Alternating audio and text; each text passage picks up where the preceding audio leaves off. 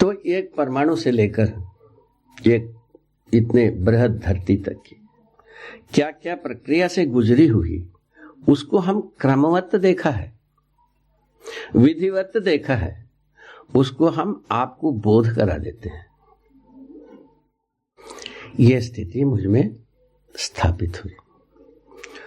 इसी के साथ परमाणुओं के कतार में ही एक परमाणु को ऐसा देखा, जीवन को देखा।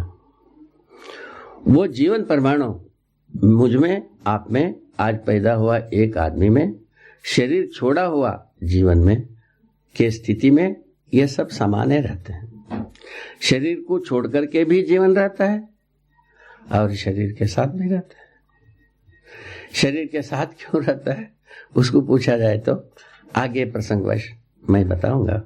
इतने इस जगह में हम देखा कि शरीर के माध्यम से जीवन अपने को प्रमाणित करना चाहता है। इतने ही सूत्र है इसका। इस जीवन क्या प्रमाणित करना चाहता है भाई? उसका उत्तर यह मिला, जीवन पहले जीना चाहता है, उसके बाद तो जीने के साथ साथ सुखी होना चाहता है, सुखी होने के साथ साथ प्रमाणित होना चाहता है। ये तीन स्थितियां हैं। उसमें से जो पहला स्थिति है, जीना चाहते हैं, वो जीव कोटि में ही पूरा हो जाता है। जैसा है जो सुखी होना चाहते हैं और प्रमाणित करना चाहते हैं, ये मानव कोटि में ही पूरा होता है और कहीं पूरा होता नहीं है। इसको मैंने भले प्रकार से देखा। ये एक बहुत संतुष्टि की जगह मुझको मिली। उसके बाद उसी के चलते सुखी होने के लिए जो सूत्र रहा, व्यवस्था में जीना, ये भी देख लिया।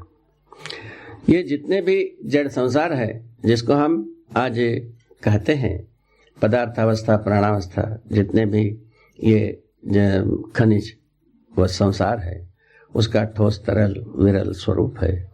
और जितने भी प्राण कोशाओं से बनी हुई रचनाएं हैं, जिसके मूल में बहुत सारे रस रसायनों का अनुभव हुआ है मानव जाति को, और भी जो करना है करते रहेंगे। तो इससे रचित सभी वस्तुओं का जो संयोग से ही कुल मिलाकर के शरीर रचना की बात देखी। भौतिक रासायनिक वस्तुओं से ही ये जीव शरीर भी बनता है, मनुष्य शरीर भी बनता है। तो इन शरीर में जो अंतर मैंने देखा, जीव शरीर मनुष्य शरीर की, वो ये है कि मनुष्य शरीर रचना में ही मेधस तंत्र समृद्ध हो पाता है।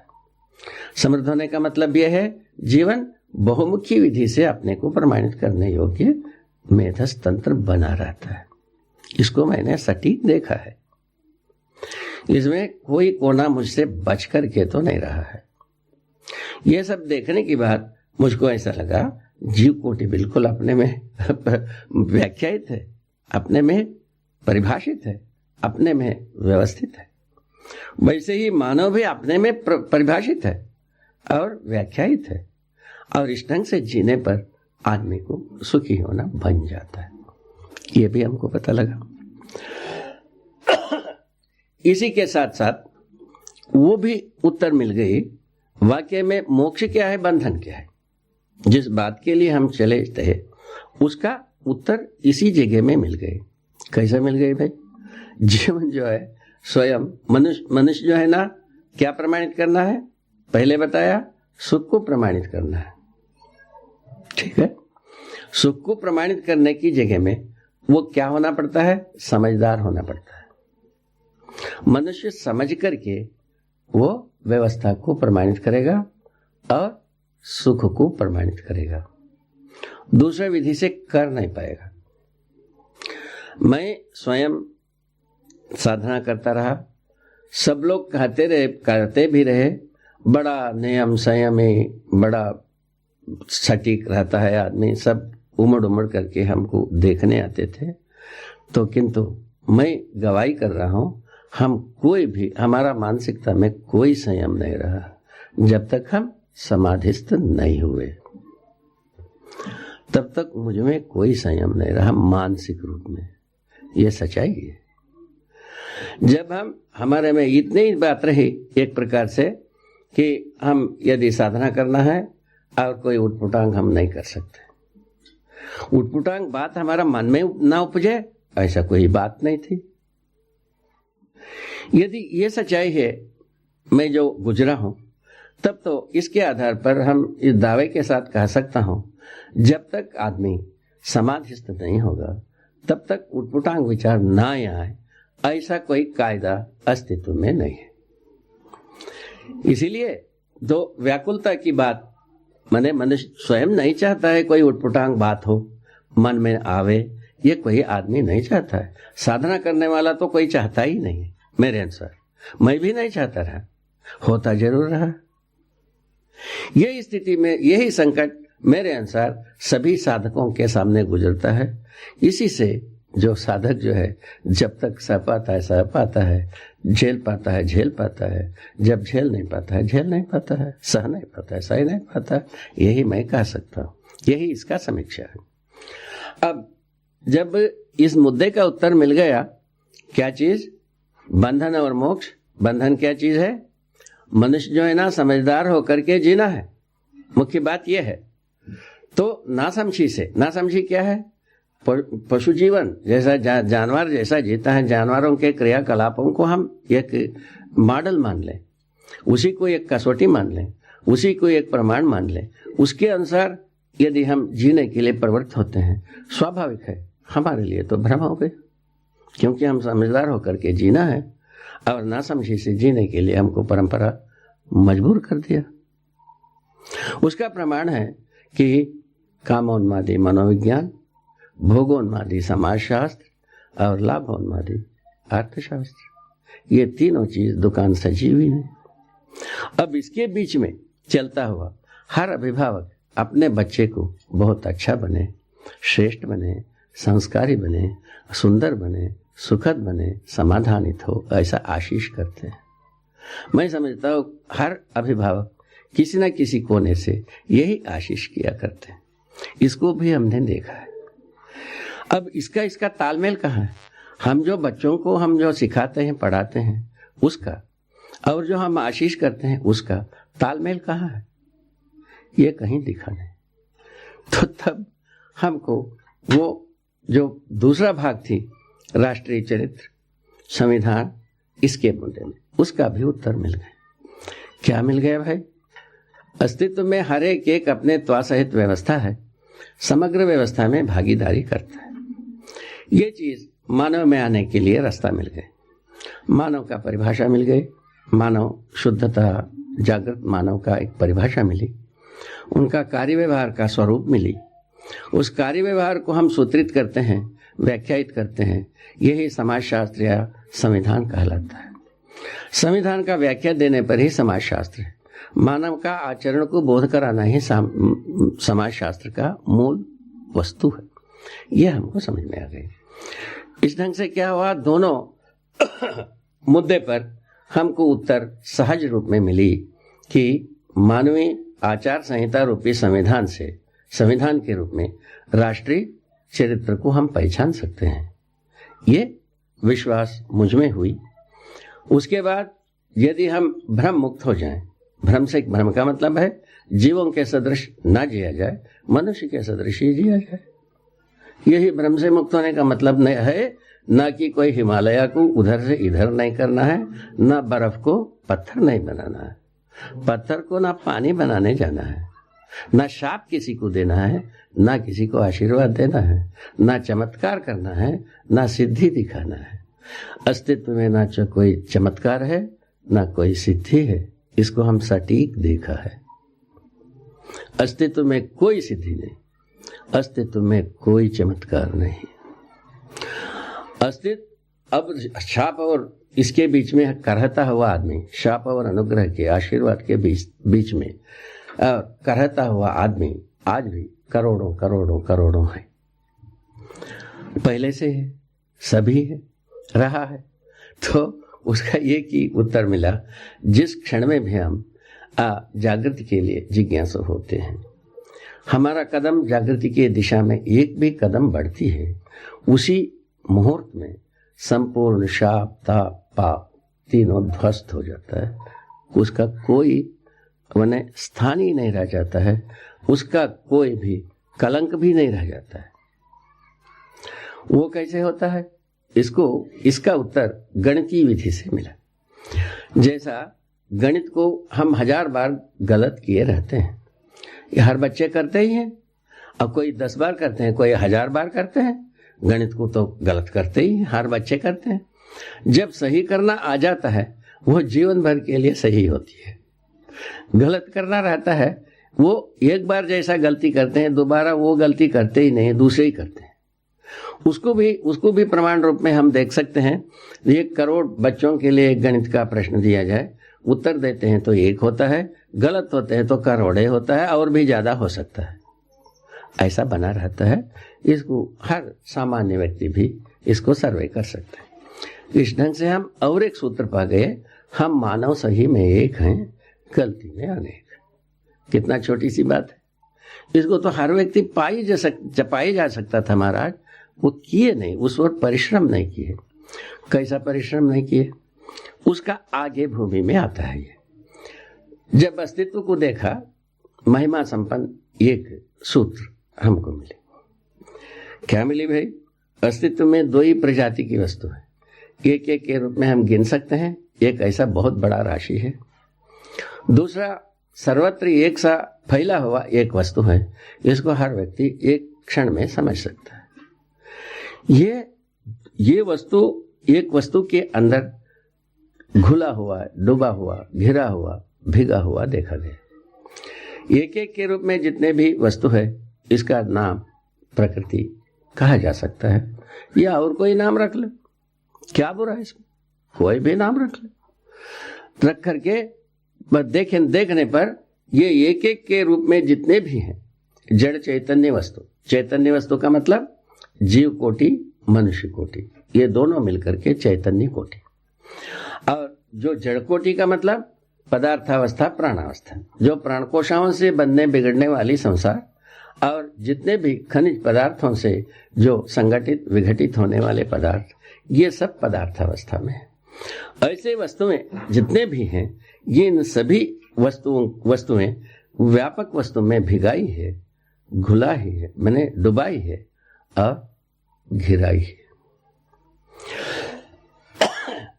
इसको हम सटीकता से देखा, पता लगा अस्तित्व जो है, ना तो व्यापक वस्तु से एक एक वस्तु अलग होने की व्यवस्था ही नहीं है। अस्तित्व में ऐसा कोई प्रावधान ही नहीं है। अस्तित्व में जो प्रावधान नहीं है वो आदमी पैदा कर नहीं सकता। अस्तित्व में जो कुछ भी प्रावधान है, उपयोगिता को छोड़कर दुरुपयोगिता की ओर करता है, कुछ भी उपलब्धि करते हैं हम। जैसा युद्ध के लिए हमने बहुत सारा चीज प्रयोग किया, इसमें सिवाय ये धरती को बर्बाद करने के अलावा या मानव को बर्बाद करने के अलावा दूसरा कुछ हम कर नहीं पाए। शायद है ये चीज सारा विज्ञानियों को भी धीरे धीरे समझ में आ रहा है। वो थोड़ा सा देरी से समझ में आ रहा है, जल्दी समझ में आता शायद है, और भी अपन समृद्ध हो सकते थे, और सुखी होने की रास्ता और भी अपने को मजबूत हो सकते थे। इस मुद्दे पर हमारा सोचना यह है आज की स्थिति में। तो ये सब घाट के बाद ही समुद्र आता है, अनेक घाट के बाद एक नदी में घाट आता है, अनेक घाट के बाद एक समुद्र आता है। इसको मैंने पहचाना। शायद है नियति यही रहा हो। पहले रहस्यमय मैंने आदर्शवाद के बीच में आदमी को आना पड़ा, स्वीकारना पड़ा, उससे जो राहत मिला, वो राहत मनुष्य को पर्याप्त नहीं हुआ, पुनः भौतिकवाद के शिकंजे में आ गए, उसमें जो राहत मिला वो राहत पर्याप्त नहीं हुआ। ये आज की दर्द की बात है और कोई बात नहीं। और ये दोनों जगह में से हम नहीं पाए, स्वाभाविक है तीसरे सीढ़ी की जरूरत है। ये तो सभी गणितज्ञों को भी पता लगता है, सामान्य व्यक्ति को भी पता लगता है। इस ढंग से जो उत्तर पाए, बंधन और मोक्ष का उत्तर ये बना, आदमी समझदार होता है तो बंधन से मुक्ति पाया। यहां आ गए हम। और समझदार हो कैसा? उसके लिए जब देखी हुई बात को यदि हम देखा, मुझ में क्या भ्रम है, कोई बंधन है, मुझ में मैं शोध किया, मुझ में मैं जांचा, तब पता लगा कि हमारे पास कोई बंधन का कारण कुछ भी नहीं दिखता। तो यही स्थिति सब में क्यों ना पैदा किया जाए? सब में पैदा करने पर कैसा लगेगा? तब ये पहले जैसा आपको सुनाया, भूमि स्वर्ग हो जाएगी, मनुष्य देवता हो जाएंगे, सभी धर्म सफल हो जाएगा, नित्य शुभ ही शुभ होगा, परंपरा के रूप में ही नित्य शुभ होगा। इस जगह में हम पहुंचे। इसमें हम अपने को फिर जांचने लगे, क्या हम ये सब संप्रेषित कर पाएंगे? संप्रेषित करना संभव है या संप्रेषणा लोगों के लिए जरूरत है? ये सब उसके बाद शुरू हुई। तो मुख्य मुद्दा, मुख्य घाट, और जो मैं अपने में आश्वस्त हुआ, तो एक तरफ राज्य संविधान में मानवीय आचरण रूपी, मानवीय आचार संहिता रूपी चीज को समावेश कर सकते हैं, जिससे मानवीय राष्ट्रीय चरित्र प्रमाणित होगी। एक तो इस जगह में हम निश्चित हो, निश्चिंत हो, मैं स्वयं पारंगत हूं और प्रमाण भी हूं। तीनों चीज हमारे पास अधिकार में है। ठीक है। दूसरे वो समझदारी, अस्तित्व समझ में आ जाए, मुझको समझ में आया है, आपको समझा देंगे। और जीवन समझ में आ जाए, मुझको समझ में आया है और आपको समझा देंगे। मानवीयता पूर्णाचरण मुझको समझ में आया है, आपको समझा देंगे। ये तीनों तथ्य यदि समझ में आता है, हम मने समझदार हुए। समझदार होने पर क्या हो गया भाई? समझदार होने से बंधन से मुक्त हो गए। क्या बंधन? भ्रम से, भ्रम रूपी बंधन से मुक्त हुए। पहले बुजुर्गों ने हमको क्या बताया? आवागमन से मुक्ति होगी। आवागमन से कोई ताल्लुकात नहीं है, ना कोई गया है ना कोई आएगा। जो है सब कोई अस्तित्व में है। मरने की बाद भी जीवन अस्तित्व में है और जीते समय में, शरीर को चलाते समय में भी जीवन है। और ये कोयला वो खाक होने की बाद भी वो रहता ही है विभिन्न स्वरूपों में। ये लोहा को टुकड़ा टुकड़ा बुरादा बनाने के बाद भी लोहा अपने स्वरूप में रहता ही है, या विभिन्न स्वरूप में बट करके रहता है। ये भौतिक रसायनज्ञ इस बात को समझे भी होंगे। समझे नहीं होंगे तो मजबूरी समझेंगे। ये तो समझने के लिए सबको ही तो मजबूर है, समझना ही पड़ेगा। इस ढंग से समझदारी समझ में आता है। मूलतः वस्तु का नाश नहीं होता है, ये मुझको पूरा समझ में आया है। उसी आधार पर मैं ये मंगल कामना की है कि भूमि यदि स्वस्थ रहेगी, मानव जागृत परंपरा के रूप में जी सकता है। यही स्वर्ग होने, नित्य मंगल होने का आधार है। इस विधि से मैं जो मंगल कामना मुझ में, मेरे मन में उपजी, उसके समर्थन में पूरा अस्तित्व, जीवन और मानवीयता पूर्ण आचरण, ये तीन प्रधान मुद्दा है। इससे बड़ी उपकार यह होगी, धरती को बिना घायल किए पेट फाड़े, धरती को बर्बाद किए बिना मानव इस धरती पर चिरकाल तक इस धरती पर रह सकता है। उसका भी विधि इसी समझदारी से आती है। ये तो बात बहुत सुस्पष्ट है। आज तक की बीती गुजरी इतिहास से कुछ भी घटनाएं घटित किया है मानव ने अप्रत्याशित, वो सारे घटनाएं नासमझी से ही घटित हुई है और किसी कारण से घटित नहीं हुई। अभी धरती को जितने तंगाने की बात हुई, वो भी इसी प्रकार नासमझी की कारण से ही धरती का पेट फाड़ा गया। धरती में बुखार उत्पन्न किया गया। धरती के जिसमें सतह में अनेक प्रकार की विकृतियां तैयार की, नदी नाला ये सबको बर्बाद की गई। और हवा पानी में जो आदमी त्रस्त हो रहे हैं वो आप सबको विदित है। ये सब कष्ट से आदमी मुक्त हो सकता है या ये धरती को मुक्त करा सकता है। धरती मुक्त हो सकता है इस कष्टों से। धरती जब कष्टग्रस्त रहेगी, मेरे अनुसार धरती में रहने वाले समस्त वनस्पति, समस्त खनिज, समस्त जीव और मनुष्य सभी तंग होंगे ही। धरती को घायल करके आदमी स्वस्थ रहें, ये इसका परिकल्पना कितने अच्छे लोग किए होंगे, आप ही सोच लीजिएगा। वो आप ही के लिए काफी सोचने के लिए जुगाड़ भी है। अब इसके आगे की बात ये निकलती है शुभ की बात। यदि हम धरती को तंग करना बंद कर देते हैं, इसमें आश्वस्त होने की मुद्दा यही निकलता है कि धरती की सतह में जो संपदाएं अपने आप से बिखरा हुआ है, इसी से इस धरती पर आदमी अच्छी तरह से जी सकता है। कब? गलती, अपराध, युद्ध, शोषण और द्रोह विद्रोह नहीं करना है। ये सभी चीजें, ये सभी घटनाएं अभी जैसा गिनाए आपको, द्रोह विद्रोह, शोषण, युद्ध, ये सब चीज मनुष्य की नासमझी का उपज है, ये समझदारी का उपज नहीं है। उसका गवाही यही है, मनुष्य असंतुलित, धरती असंतुलित, नदी नाला पहाड़ असंतुलित, वन खनिज सब असंतुलित होना ही इसका गवाही है, जो हम मानव विज्ञान युग के बाद ये सब कर गुजर चुके हैं। तो उसके बाद भी हम डिंग हाँकने में अभी तक बाज आए नहीं। सोचते हैं हम विज्ञान से ही अच्छा ठोर पाएंगे, जबकि ये धरती से आदमी जात कूच होने की जगह में आ चुका है। ये आदमी को याद रखने की वस्तु है, इस पर ध्यान देने की बात है। जब कभी ये इससे बचना चाहता है, आदमी को समझदार होना ही होगा, दूसरा कोई ठोर नहीं है। नासमझी से अपराधों का रोकथाम होता नहीं।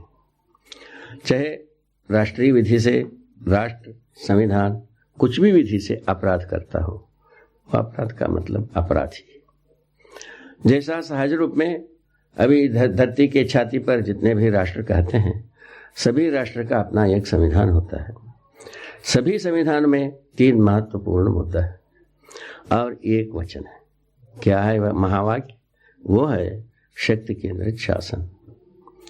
शक्ति केंद्रित शासन का जो व्याख्या है, गलती को गलती से रोकना है, अपराध को अपराध से रोकना है, युद्ध को युद्ध से रोकना है। यही 3 कर्म है। इन तीनों कर्म में कहीं भी ऐसा नहीं दिखता है हम अपराध से मुक्ति पा गए या गलती से मुक्ति पा गए या युद्ध से मुक्ति पा गए। ये तीनों चीज अपने आप में हर दिन, हर मास, हर वर्ष, हर शताब्दी और मजबूत होती जाती है। युद्ध की मजबूती, अपराधों की विफलता, गलतियों की कतार, यही इतिहास में भरी हुई है, पन्ने रंगे हुए हैं।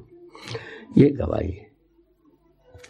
इन गवाहियों के साथ यदि हम इसका समाधान खोजते हैं, इसके मूल में इन सभी इस परिस्थितियों को बनाने वाला केवल आदमी ही है। ना तो पत्थर बनाया है, ना जीव बनाया है, ना वनस्पति बनाया है। केवल आदमी ही ये 3 प्रकार की जो कर्म शुरू किया, वो उस कर्म को आदमी ने ही शुरू किया। और महत्वपूर्ण बात ये भी है, तो धर्म संविधान, संपूर्ण धरती की जितने भी धर्म संविधान हैं, इसमें यह मानी गई है आदमी जो है मूलतः पापी, अज्ञानी, स्वार्थी होता है, जबकि वास्तविकता इससे भिन्न होती है। तो पापी को तारने के लिए और अज्ञानी को ज्ञानी बनाने के लिए और स्वार्थी को परमार्थी बनाने के लिए सभी धर्म संविधान अपने अपने ढंग की युक्तियां और चरित्र, कर्तव्य, दायित्व, कुछ भी कर्मकांड, कुछ भी बनाया है। यह भी एक बहुत ही स्पष्ट तथ्य है, गुजरी बीती हुई जो परिणाम है। तो अभी तक कोई अज्ञानी ज्ञानी हो गया, ये मानव जाति ने किसी न किसी को पहचाना नहीं है। और स्वार्थी परमार्थी हो गया, ये भी हमको प्रमाण नहीं मिला।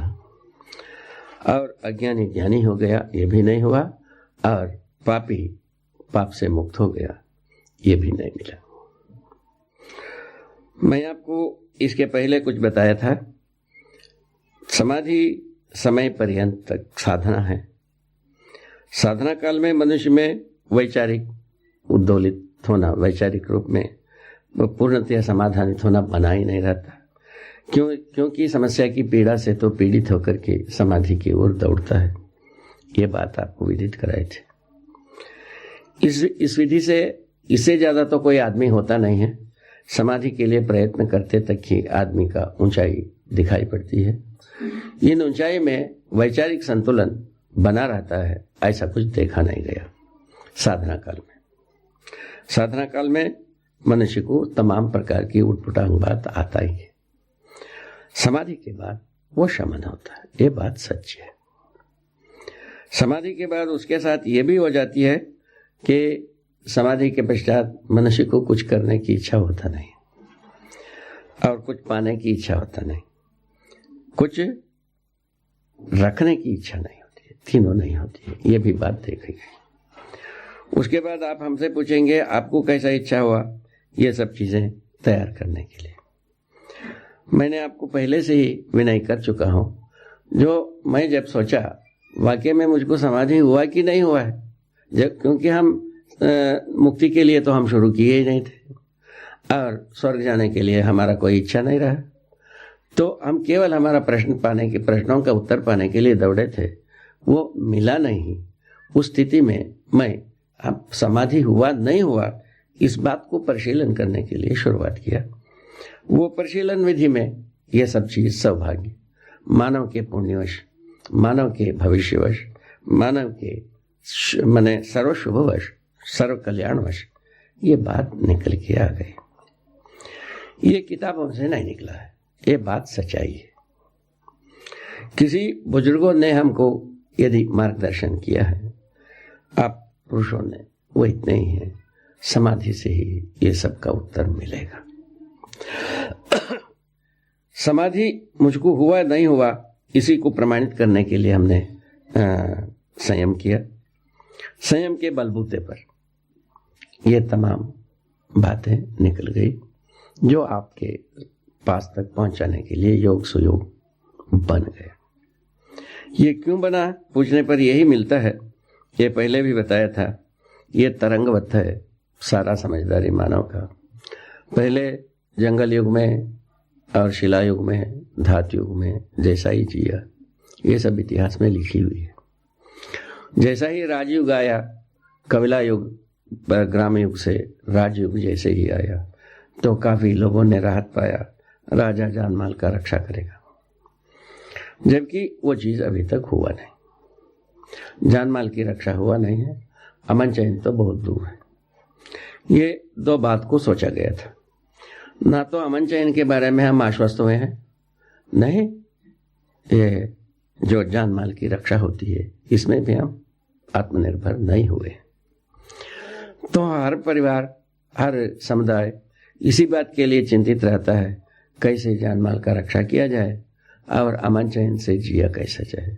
इसको अभी तक की समुदाय तक ही मनुष्य सोच पा रहा है। ये स्थिति सबको विदित है। इन तथ्यों को हम ध्यान में रखने पर पता लगता है ये जो आदर्शवादी सीढ़ी लगी, जिससे लोगों को जो कुछ भी राहत मिली तत्काल, और जो वो राहत कुछ काल के बाद पर्याप्त नहीं हुई, ये पुनर्स्मरण दिला रहे हैं।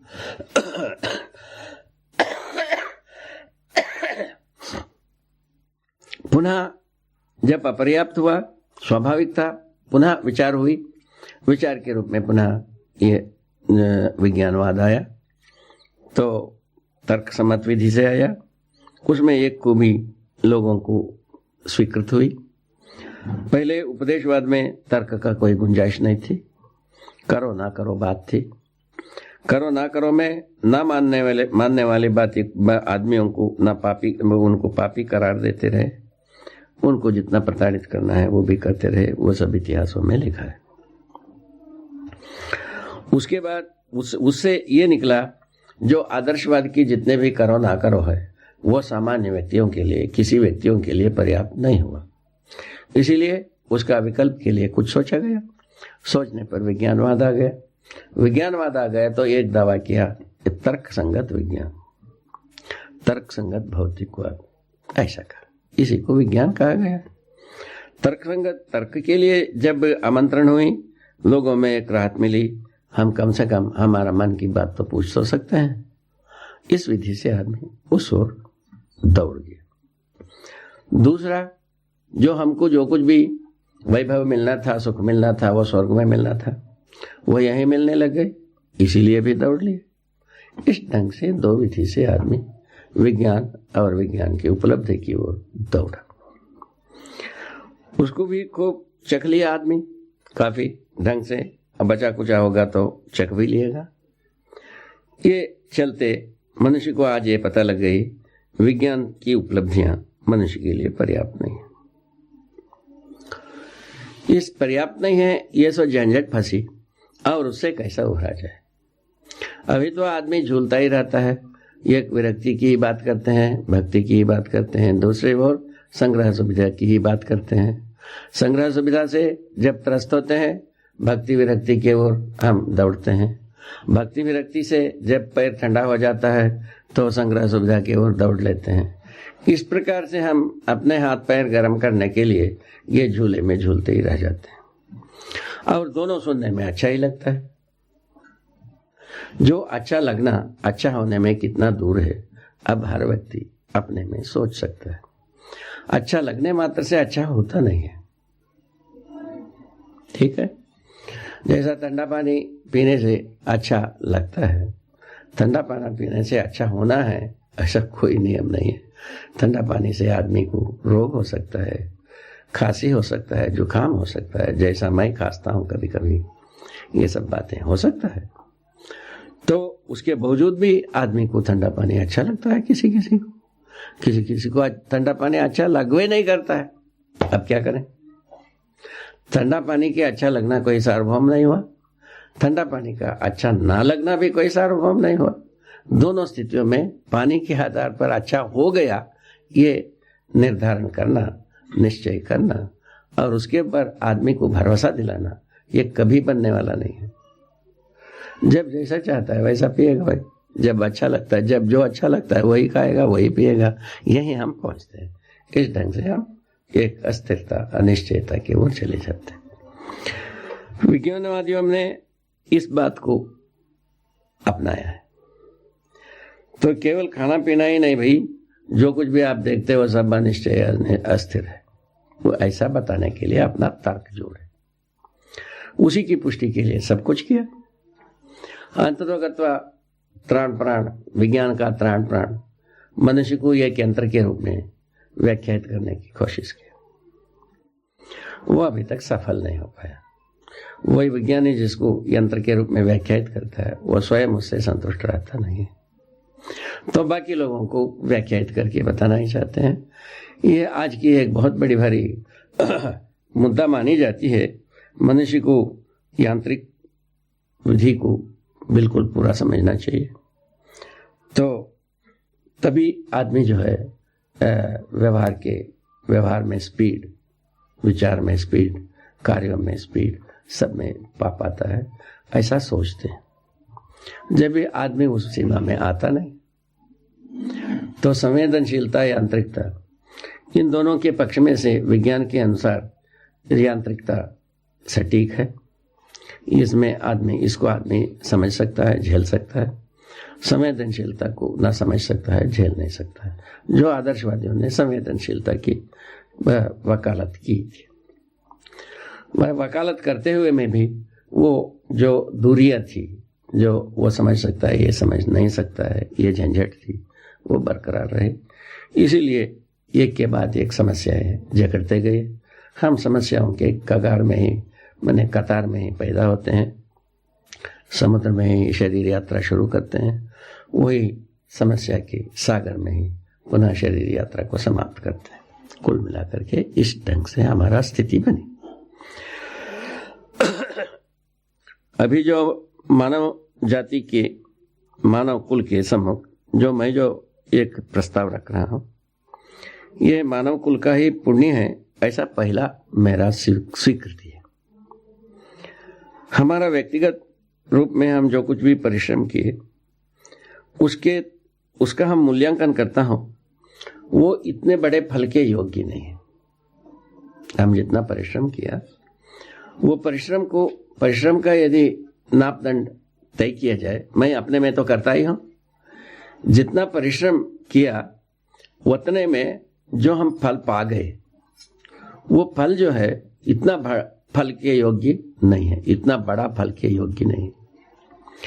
जैसा उसका एक अलंकारिक रूप में एक वैसे ही एक सोचने की बात है। तो एक बेही का झाड़ हो, एक जामुन का झाड़ हो, एक और कोई छोटे छोटे फल फलने वाली बात हो, अथवा नारियल का झाड़ हो, तो उस झाड़ में, एक झाड़ में यदि 1000 टन की एक फल फल जाए, वो झाड़े नहीं रहेगा। वो तो असंभव सा लगता है। तो एक झाड़ के लिए ये उपयुक्त है ही नहीं, ऐसा लगता है। उसी भांति बिही में एक बिही का झाड़ हो, 1 टन की एक बिही फल जाए, वो तो झाड़े टूट करके बराबर ना हो जाएगा, ऐसा देखा जा सकता है। कल्पना ऐसे ही दौड़ता है। उसी भांति हमारा भी साथ ऐसे ही एक घटना है। हमारा परिश्रम से अधिक बात, ये परिश्रम से अधिक बात को कौन दोहराता है भाई? ये बात इसमें मुख्य है। तो मनुष्य में जो परिश्रम से अधिक फल को कौन दोहराता है, ये बात आता है। उसको हम सटीक देखा है, जीवन दोहराता है। जीवन ऐसे फल को लेकर चलने में समर्थ है। कैसे? जीवन को हम अक्षय बल, अक्षय शक्ति के रूप में देखा है।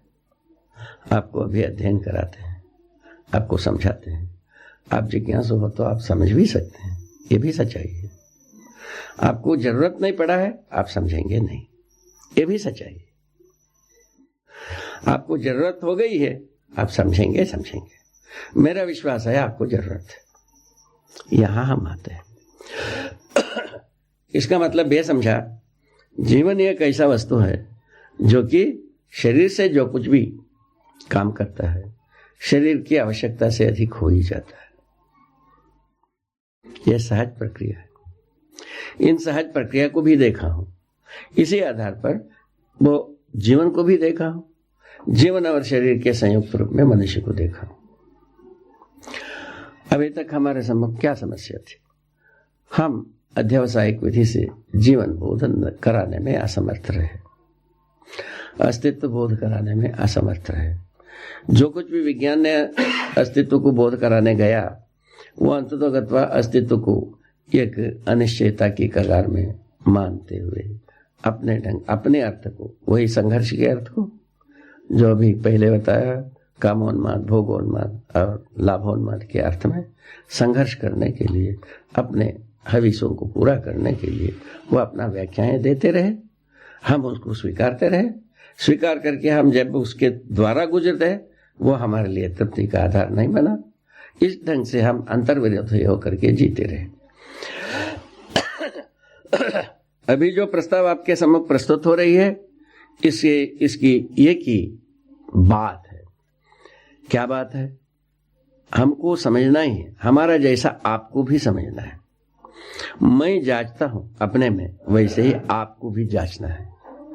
और जांच करके जब आप तृप्त होते हो, वो दूसरे के लिए हम अपने को अर्पित करना होगा। दूसरे व्यक्ति को हम समझा पाए, तब हम हमारे में, मुझ में ये विश्वास होता है कि हम समझ गए हैं। जब तक हम दूसरों को समझा नहीं पाते हैं, तब तक हम समझ गए हैं, इसका प्रमाण ही कहा है। ये एक कसौटी है। समझदार हो गए, इसका कसौटी क्या होगा भाई? वो मुझ में जो अनुभव हुई है वो ये है, समझदारी में हम सह अस्तित्व को देखा है। सह अस्तित्व में मानव अपने परिवार की आवश्यकता से अधिक उत्पादन कर समृद्धि का अनुभव कर सकता है। व्यवहार में हर मोड़ मुद्दे में मनुष्य का समझदारी समाधान के रूप में ही ध्रुवीकरण होता है। इन तीनों बातों को हमने देखा है, जिसको हम अध्ययन कराने आगे इसी का अध्ययन कराएंगे। तो इन अध्ययन क्रम में जब हमको समझदारी आती है, उसको हम प्रमाणित करने के क्रम में हम बहुत बड़ा दूर दूर तक हम फैल जाते हैं, जबकि शरीर इतने में ही रहता है जितना लंबाई चौड़ाई रहती है। हमारा समझदारी दूर दूर तक फैलता है। जैसा अभी आप ही हम एक कर्म कर रहे हैं, जो मानव के लिए जो एक प्रस्ताव प्रस्तुत कर रहे हैं, ये स्वयं में अपने आप से एक व्यक्ति की लंबाई चौड़ाई ऊंचाई की जगह में से बहुत दूर दूर तक फैलने वाली चीजें है। इसी प्रकार हर मनुष्य में वो मादा है, हर मनुष्य में वो योग्यता है, वो हर मनुष्य में वो अरमान है, हर मनुष्य में ऐसा एक उत्साह जगाया जा सकता है। कैसे? समझदारी के अर्थ में। यह इस प्रस्ताव का मतलब है। इस विधि से हम यहाँ पहुंचे। विज्ञान अपने में एक सीढ़ी है, उसके पहले की सीढ़ी एक आदर्शवाद है, उसके पहले जो सीढ़ी है कलाकारी, ग्राम और कबीला, समाज, संसार है, उसके पहले जो भटकता हुआ, जो जंगल में भटकता हुआ और शिलायुग में सिर कूटता हुआ, ये एक सीढ़ी है। इस ढंग से ये सीढ़ियां लग करके हम यहाँ तक पहुंचे हैं। इस उपकार को अपने को स्वीकारना चाहिए और इसके लिए हम कृतज्ञ हों। यह दूसरा एक स्थिति में हम पहुंच गए। अब ये पृष्ठभूमि का सामान्य उपक्रम आपको बताया, मैं स्वयं उसका सार संक्षेप क्या बना। हम स्वयं परंपरा ने जो उच्च कोटि की चीज हमको प्रस्तुत की, उसमें हम संतुष्ट नहीं हुए। फलस्वरूप हम अपने को एक जिम्मेवार व्यक्ति माना। हमारा प्रश्न का जिम्मेवारी मेरा ही है, ऐसा जिम्मेवारी को स्वीकारा। फलस्वरूप प्रयत्न किए, वैचारिक प्रयत्न किए, और कोई बात के लिए हम प्रयत्न नहीं किए। और वैचारिक प्रयत्नों में हम अंत में ये पाया, सभी मनुष्य सुखी हो सकता है, सभी धर्म सफल हो सकता है, ठीक है, और ये धरती स्वर्ग हो सकता है, मानव देवता हो सकता है। इस प्रकार की चीज पा गए। इसीलिए हमारा इच्छा हुई, हमारा उत्साह बना, जो सारा मानव के सम्मुख इसको रखा जाए, उसी प्रयत्न में हम चल रहा।